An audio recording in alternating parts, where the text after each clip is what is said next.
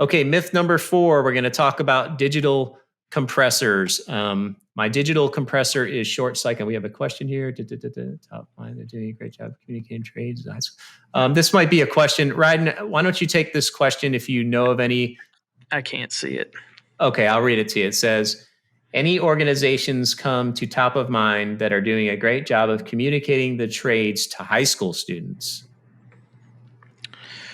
So I worked with, when Dennis and I were in Atlanta at AHR, we actually did a group of student tours with the Atlanta College and Career Academy. And I know they have both high school students and I believe community college students. And we took around a group of high school age kids through multiple booths, kind of showing them the industry, teaching different things. I know we went to NAVAC, went to Vega. Becca and Colton from Vega were part of our group, so they did a lot of help with us. It was really cool to get to see them interact with the kids too and kind of teach them different things. And then I know here in Charlotte, Insight is just partnered with the Urban League. I know there's probably some high school students. I don't know all the age ranges that are in there, as that's a brand new partnership for us. So, we're trying to do more things to get in front of high school students. I also believe there's a program in Concord, close to where I am, called Tools for Schools, which I'm starting to get some information on, but I think that could possibly be something, in a high school area that would be really good around here. Yeah, awesome. Thank you. Yeah, there's something called, thanks for that, Ryan. There's something called an ACE program too, which is, I think it's architecture, construction, and engineering, where they go into high schools. I'm looking it up right now. It's acementor.com, ACEmentor.org, excuse me. So acementor.org, anybody listening could pull that up and check that out. I know they do a lot of work with high school students, but I really think that's a deficit, and we could be doing more in the schools to definitely teach the trades and show them what they're all about. That's for sure. And I think there's a couple more pieces of information in the chat, so you could check that out. So thank you, Ryan. Okay, and thank you for the question. Please keep them coming. We're glad to, if we can answer them, we're glad to try and answer them. So myth number 4, we're going to talk about my digital compressor is short cycling. Digital compressor, otherwise known as a variable capacity compressor or a VCC compressor, all names for the same thing. And I'm going to try to play a video with some sound. This is always a challenge when you're live streaming. About half the time it works and half the time it doesn't. And no matter how much we prep, it just sometimes doesn't work. So I'm going to try and play it. If you could hear it, great. If not, we'll just talk about it. But this is what a digital compressor sounds like in the field. You hear that, Ryden? Yep.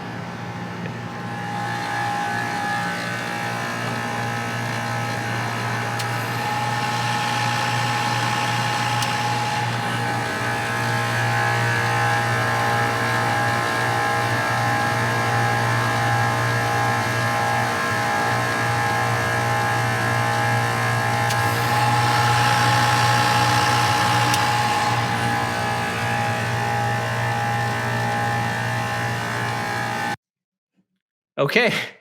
I'm not sure who heard that out in the internet world, but I heard it. Ryden didn't hear it, and Heather didn't hear it. So hopefully I heard you guys kick on, and that was about it. Okay, well, that's we took a big gamble today. Hopefully, it paid off. I'm curious to see if someone wants to post if they heard it or not in the chat. Okay.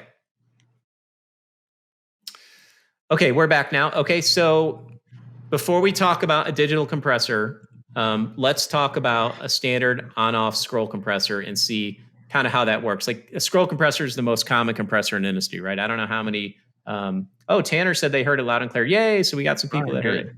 Rock on. So let's talk about what a typical scroll compressor looks like, the construction of it, and then I'll tell you what the difference is in a VCC compressor. Okay, so if you look at this compressor here, I'm going to try and use this pen tool. You can see this is our suction line here, our discharge line here. Got some power connections here. Internally to the scroll, up here is where the compression takes place. It's where the scrolls come together. We'll look at that. And then down here somewhere is where your motor is. So that's a typical on-off scroll compressor, and not much different from the digital, and we'll look at that in a second. So here's an animation of the digital compressor. or I'm sorry, the standard on-off scroll compressor. Make sure you guys are seeing that, right? So if you were to look down in the top of a scroll, this is what you would see. So this pipe here, this copper pipe here is your suction. And you can see the gas is, the color represents the state of the gas. So the blue color is more of the lower pressure, lower temperature gas. And as it goes towards the middle, it increases in temperature and pressure. And what's happening here is you can see as these scrolls come together, see how the refrigerant travels through here? The space, the volume of the refrigerant decreases as it travels through the scroll. So it's actually a pretty amazing design. It's pretty brilliant. You wouldn't think by looking at this it would last very long, but these are extremely robust and last forever. I mean, what's your opinion on scroll compressors, Ryden? Majority of the time, I completely agree with you. We've seen some headaches here and there and different manufacturing things over the years, but the majority of my time in the field and even on the sales side, scroll compressors was a major selling point of the equipment that I've sold and moved because of its reliability and durability over time. So I really, outside of a few hiccups here and there, can't say much bad about a scroll compressor. Those things have stood up to a lot of it over time. Workhorses, yep, for sure. Yep. Okay, so what's the difference in a digital? Okay, so here's a digital compressor. Now take a look at this and see if you can see something happening here that's odd, right? So if you look at the top scroll, see how it goes up and down, up and down, up and down. Okay, that's a digital compressor. Okay, standard scroll compressors do not mesh or unmesh the plates. Like the plates are always together. When the plates are together, you're compressing, you're doing work on the gas. When they're not together, you're not doing any work on the gas. Okay, so that's how we control the capacity in a digital compressor, VCC compressor, variable capacity compressor, et cetera. That's how it's controlled. You'll note that the motor is always spinning at a constant speed. This motor speed does not change. Okay, that's important to note. We'll talk about that in a minute. So how does that work? Like, how does it know how much to pump and not pump? Okay, so what we do, the digital compressor is typically broken up into 15-second cycles. Okay, and let's say we need 50% of our load at a particular time. What we do is we engage the scrolls for 7.5 seconds and disengage the scrolls for 7.5 seconds, right? That's over a 15-second cycle. Here's another example. If we were 80% loaded, we would pump for 12 seconds and be disengaged for 3 seconds. Now, you would look at this. When I first looked at this, I said, well, how accurate could that be, right? These compressors give you extremely precise temperature, suction temperature control. It's amazing to me how well they work.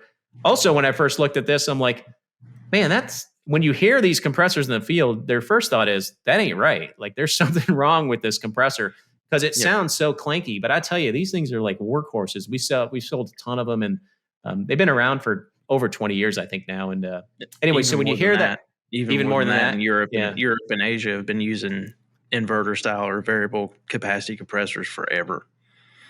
That's awesome. So this is to illustrate the difference between a VFD compressor. I'm going to see if I can get this to play. Oh, it's working. Okay. What do you notice in this is a VFD compressor, not a digital compressor. You'll notice the speed of the motor changes, right? So this is a variable frequency drive compressor, VFD compressor, inverter compressor, all names for the same thing. In this type of technology, the scrolls do not mesh and unmesh. You just change the speed based on capacity, okay? Yep. So there's pros and cons to each of these. We've done a bunch of videos on it. I've used both with great success. I'm a big fan of both types of technologies. The manufacturers have done a fantastic job testing these.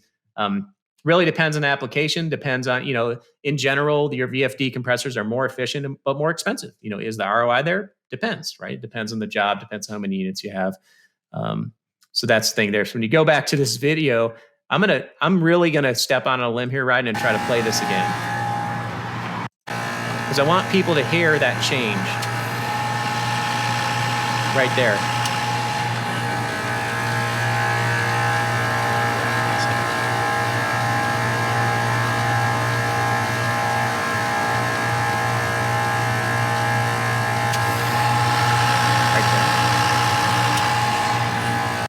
Okay, so Ryan, sorry you couldn't hear that, but it looks like a lot of people listening could. So what you're hearing there is a click, which is the solenoid valve, which is basically creates a low pressure scenario, which allows the top plate to lift up, and then you're hearing the two metal plates disengage and re-engage. This particular compressor is almost fully loaded because it's only disengaging for a few seconds. So, Greg had a question or a comment here: proper phasing of incoming power on three phase. He was on point with that one. Why don't you? Can you read that one? Can you see them, Ryan? Yes, as proper phasing of incoming power on three-phase gear is germane to proper startup. It sounds like it's coming apart if not phased properly. Please don't DOA it until phasing is verified. And he's completely correct. That sounds like a man with a lot of experience right there. Yep. Awesome. Thank you, Greg, for the information there. Okay, so let's see here. We talked about a lot of stuff. Go ahead, Ryan. I'll add one thing too. For the residential guys that'll listen to this later at some point, also, we're seeing these inverter compressors, as you call them, become more and more prevalent in the residential side of the market, which is one of the big bonuses of me coming here was getting to sell a product that is full inverter from the bottom to the top. Because that's something that our industry hasn't seen, and I truly believe that's the way the industry's going, because I think over time, especially to a homeowner, having a product with an inverter compressor also allows a little bit of advantage to if they want to continue doing new energy efficient things in the home. If you've got an inverter compressor that can run at different capacities, let's say you put that in and a few years later you want to foam your attic, increase your R value. Well, in some cases, that if you had traditional single stage scroll product, it might now be oversized for the house and not function as properly as it could. Having that little bit of wiggle room with an inverter compressor that can adjust to the load of the house over time, I feel is a great selling point, but it's also a great resale point for your home too. Because it allows it to change to maintain the comfort level in your home. Absolutely. Modulation is extremely important too in commercial business, and thanks for bringing that up. It is a game changer really for us. So we've enjoyed having these new technologies to work with. So, so the last thing, hey, Heather, before we go on to the next one, would you mind putting up the QR code for the podcast? So the Engineers HVAC podcast is where this is going to live after the fact. There's a QR code in upper left. We'll just leave that up here so you can zap that anytime if you want to listen to it. And we have one more myth we're going to go to. And thank you all so much for joining us. By the way, if you're liking what you're seeing, please, while we finish this last one, please throw us a like or two. We'd appreciate it, or share it with a friend afterwards. We'd appreciate that too.